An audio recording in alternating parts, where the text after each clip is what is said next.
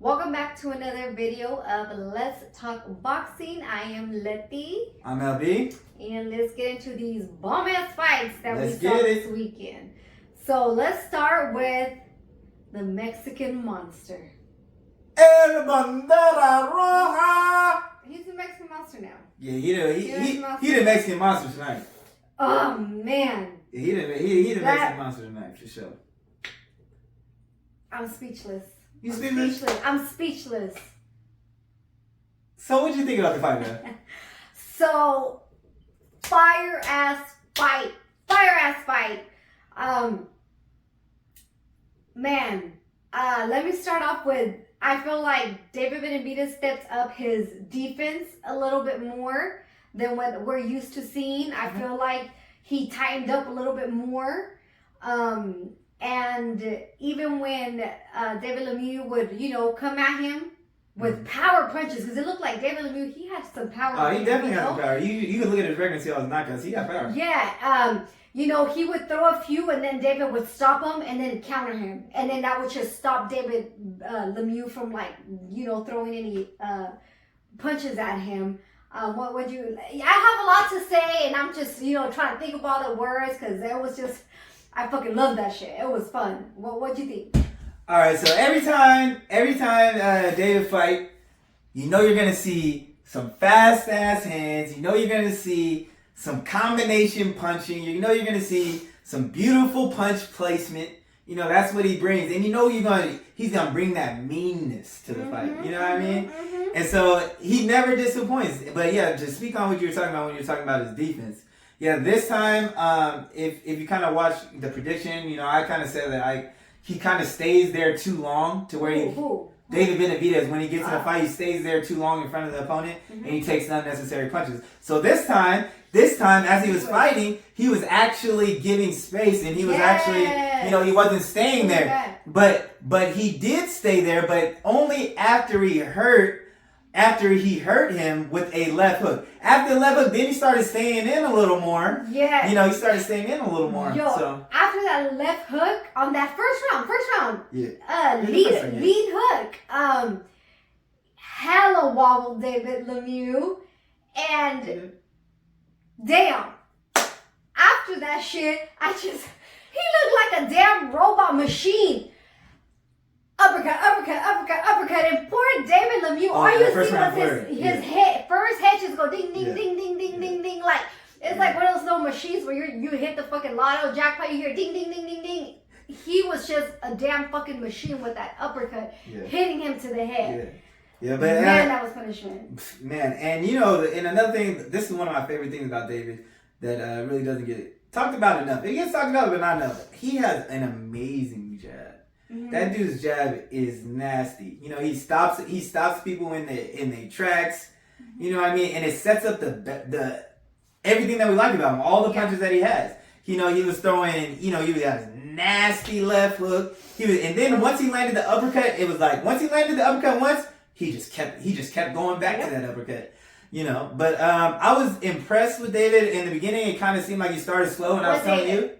Oh yeah, I gotta say it. What David? The Mexican Monster. Oh, okay. The Mexican Monster, I was in the beginning of the fight, I was telling her, I was like, it kind of seemed like he kind of started off kind of slow. And I was like, because normally it seemed like in the beginning, in the fight, I was like, because, I've been watching a lot of David Benavidez prior to this fight, to get ready for the fight. And I was like, it seems like he's kind of like, he's missing a little explosion. And so after the fight, when he said that, he's a little sick, I was like, okay, it makes sense. But I will say this, when you were talking about that flurry, that was the David I knew. It seemed like he snapped into, it snapped out of that sickness for that moment. As soon as he tasted blood. Yeah. He's a fucking Energizer bunny. Yeah. Going and going. But I was even saying when he was getting warmed up in his room, he looked tired and he just looked tired. Yeah, his energy was definitely different, but that was, that's what it was when he said it. That's a great point how you said it. As soon as he touched that blood, he loved that shit. Yep. He was like, oh, okay. And then that was the David Benavidez that we all know and love. That was amazing, but I feel bad for David Lemieux. I'm just like, throw the fucking towel in. At first, when we first watched it, I didn't see it like that, and then we replayed it, and I was like, "Oh, the corner need to throw the towel in like a little bit sooner because he was getting punished." Yeah. Even though after getting hella wobbled on the first round, the second round, David Lemieux came out still swinging. Yeah, and after he got hurt after that round, if you watch it, he comes out and he lands this hard shot on Benavides. And Benavides in the press conference, he goes, man, he was hurt, but he still had bombs. And you could tell that David felt it at that moment. He's like, okay, I'm not gonna stay in there a little bit. I'm gonna box him, hurt him again, and then I'll stay in there. Yeah. But I thought, I thought David approached this fight well. You know what I mean? And he, because some of the fights, he tries to, oh, come on. And he was serious, all about his business from round one till it was over. Yeah. And that was good. That was good to see. Yeah, I was happy that he did that. Like you said, sometimes he just walks with a hands down, like, what, Yeah. But shit, maybe he did do it this round because David Lemieux couldn't even. And we've never seen David Lemieux just dominated like this. You know what I mean? So he's lost, and a lot of, he's lost, but to be dominated in that type of fashion, he knocked him through the ropes. Remember, he knocked him through the ropes and everything. But I can't believe he still did a whole nother round after getting touched like that. Like, yeah, that's how tough, and that's what I was telling you during the fight. I was like, you could tell he came to fight. He didn't come to lay down. You know what I mean? And he would have kept going if the ref didn't jump in. So yeah, he would have kept going. Yes, that's what I did catch is on the first round. Literally, the bell saved him because I think the ref came to stop the fight. Like, he came in between to stop it, and the bell just rang. So I think he just gave him the chance to go back to his corner. Yeah. And literally, that's what you call getting saved by the bell. Yeah. But like we said, always excited to see David. So with that being said, so now that this fight's out the way, who do you want to see him fight next? Man, let me just say this again. I was hella impressed by David Benavidez. Just impressed. He seemed like a little bit more mature in the ring. But y'all already know who I want to see David Benavidez fight. I don't want to hear no other name but Caleb Plant. That is the fight that needs to happen. I don't want to hear the Caleb and Charlo, they got this low beat. Hell no. Caleb Plant and David Benavidez have had the funk for years, and they need to go ahead and just get in the ring and do what they do. And it just needs to happen. That's it. Hey, Who do you think? Hey, I'm not gonna lie. There's so many fights that I would like to make. I love that fight too. And tell me the next one. And and we kind of talked about this. Like, man, is Caleb gonna get in the ring with him after seeing that? I'm just saying. But I mean, the guy that I would want to, if I had to choose one, I would choose. Give some good shit. Who's the next one? We want to see him fight. I want to see him fight Charlo. Okay, so the next one. So since we're gonna do the next one, Charlo is at 160. He hasn't said anything else about moving up to 68. I would like to see him fight Demetrius Andrade. I knew you were gonna say that. I just knew it. Why? I would like to see him fight Demetrius Andrade for the simple fact that I know that Demetrius Andrade wants to fight as well. You know what I mean? And they both want to fight, and I think it would be. I kind of wanted, in the beginning, I wanted them to fight each other and the winner fight Canelo anyways.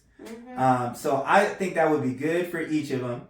I think David's got a huge, he's got a mixture of fans. We kind of talked about this. He got a mixture of fans. And so I think that would be an exciting fight, It would be the boxer versus the pressure fighter. And man, it's a 50-50 fight. And you get David Benavidez going against the athletic African American fighter, and then after that he could, and Canelo's not doing that. So I think it's a good opportunity for him to fight somebody that people have been asking Canelo to fight. I think it'll just and we all know that Benavidez really wants that fight. I think that would put more pressure on Canelo. And another reason I like the Andrade fight is because I like the pressure fighter versus the boxer. I've always kind of liked that matchup. I want to see how he handles that Mexican monster pressure. You know what I mean? Yeah, and Andre being a southpaw, you know, I think he's definitely going to give, you know, they're definitely going to test each other. And so, you know, because Andre's a mover, so, you know, Benavidez is more used to, like, people standing there, you know what I mean? But Andre, you know, he's a mover, you know, he's slick. I think it would be an interesting fight. I think we would get a lot of answers with that fight.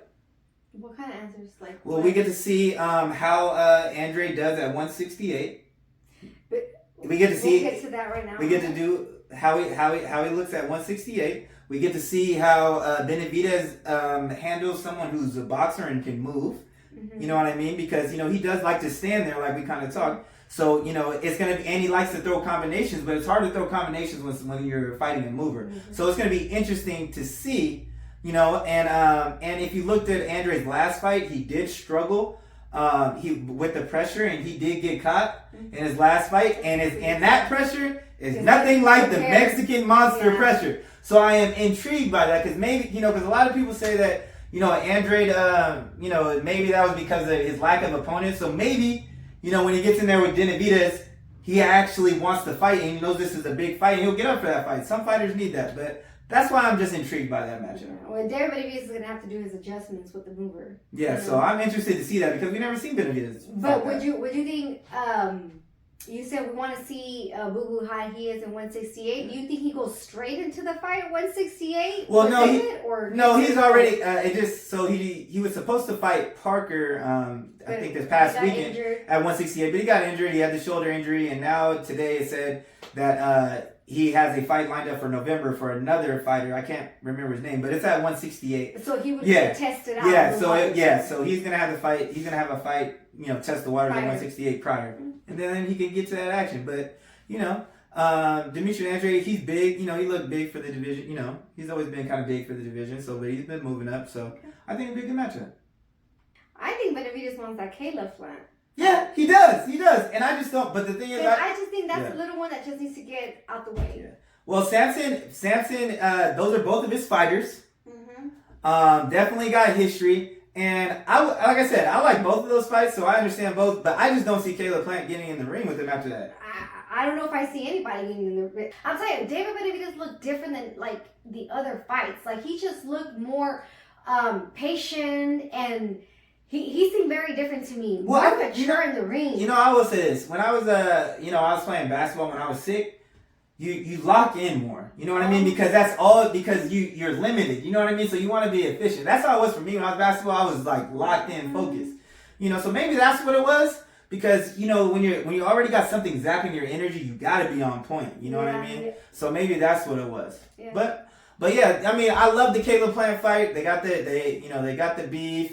You know, they've had the where they've got into it. Camps have gotten into it. They both got the same. They're both with Samson Likowitz, a.k.a. What'd you call him? I get them confused. Is it Cage Nicholson? Jack Nicholson. Jack Nicholson. Jack Nicholson. That he looked just like him. Y'all know he looked just like him. She called him Jack Nicholson. He looked just like him. But you know, I think because Caleb Plant, they asked him about the fight with David Benavidez, and he was like, well, you know, after, you know, I know he's focused on this fight, you know, and after this fight, let's make it happen. And David said the same thing. Caleb said the same thing. Yeah. David's done with this fight now. What's up? Yeah. Okay. All right. So I guess we're just gonna have to wait and see which one happened. I love the Caleb Plant, and I love the Andre. So and we already know that Andre's moving up to 168. If Charlos actually said he was going to move, if Jamal said he was going to move up to 168, then I would kind of consider him. There's been, you know, they even got into it. You remember they Benavidez pushed him, and then, you know, he said that Charlo retreated back behind his peaks. So I mean, a part of me wants Jamal Charlo to fight him just to get his get some respect back on his name. Put some respect on his life. Yeah, you know what I mean. So a part of me does want that fight, but I'm like. But I just how everything's been moving, I just don't see that fight happening. Yeah. I don't know. Let us know who you guys think would be a good next fight for David Benavidez. Who do you guys want to see a matchup with? Charlo, Caleb, Andre Boo Boo. Yes. I ain't even gonna say Canelo. They say Samson said, don't even talk about that shit no more. Yeah, I think that was a play though. I know, because it's gonna be like, oh shit. Yeah. It's just gonna add more pressure. I like that though. Samson, That's smart though. You know what he doing? You know He's what been in the he game doing. for a minute. Yeah. But thanks for tuning in, y'all. Don't forget to like, comment, and subscribe and talk your shit. Hey, and we out.